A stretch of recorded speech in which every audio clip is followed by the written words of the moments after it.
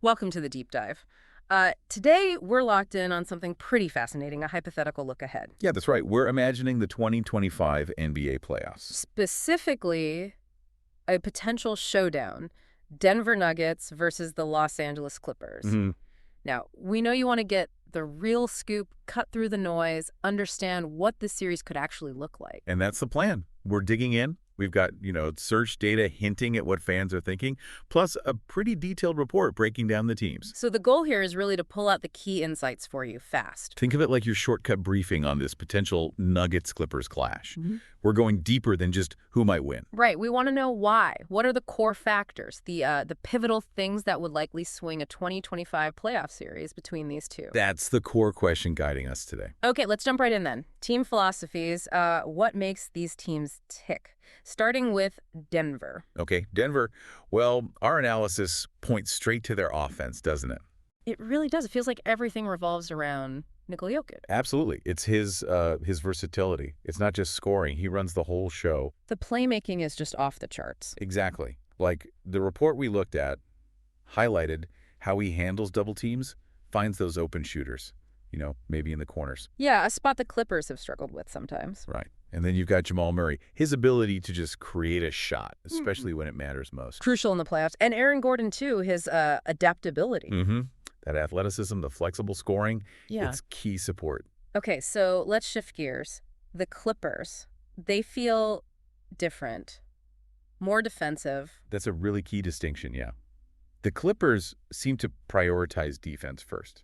They use their versatility, to adapt to whoever they're playing. So they have offensive weapons, obviously, but the strategy is maybe more tailored. Yeah, often tailored to exploit weaknesses. Look at Harden. Sure, he can score and make plays, but it's often about matchups. And Kawhi's, still that elite two-way force. Definitely. He can lock down the other team's best guy and carry a heavy offensive load himself. And can't forget Zubac inside. Nope.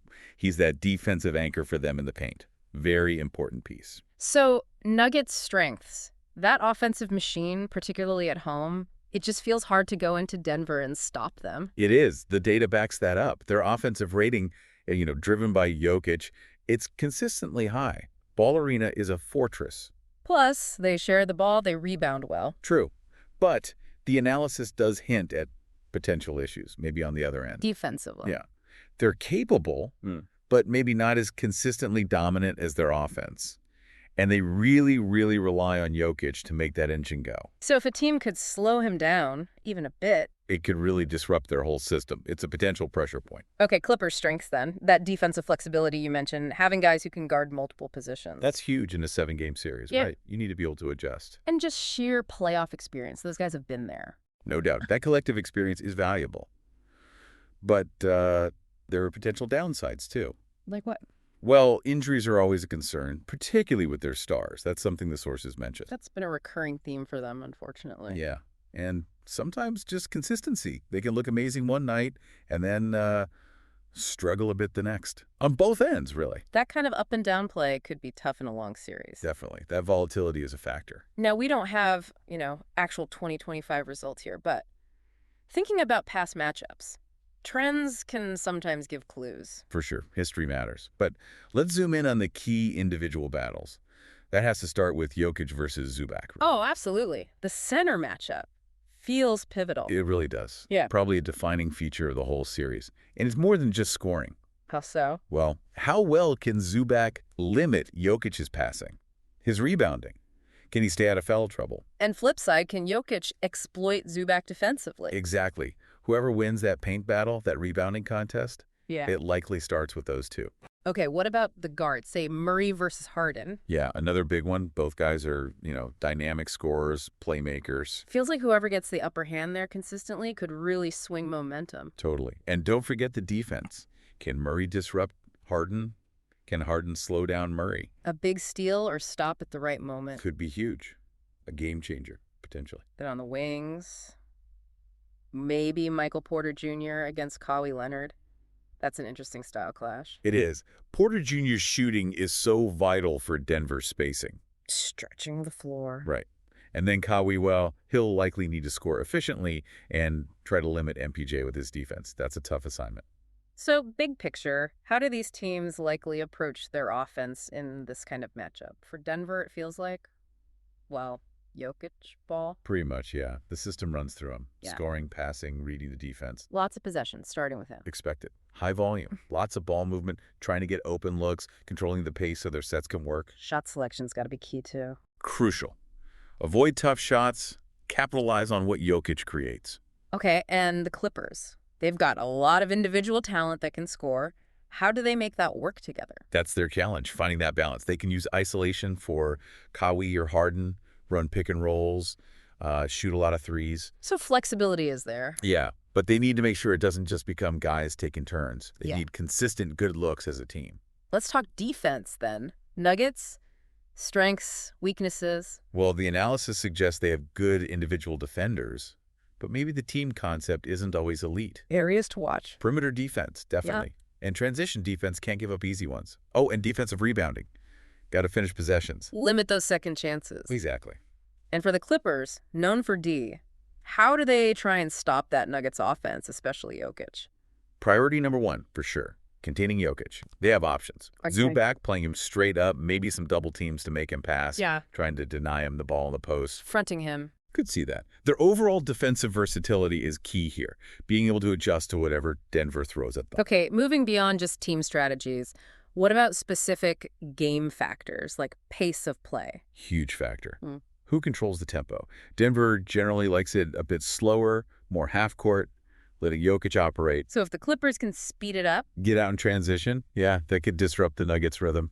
and home court, we mentioned ball arena.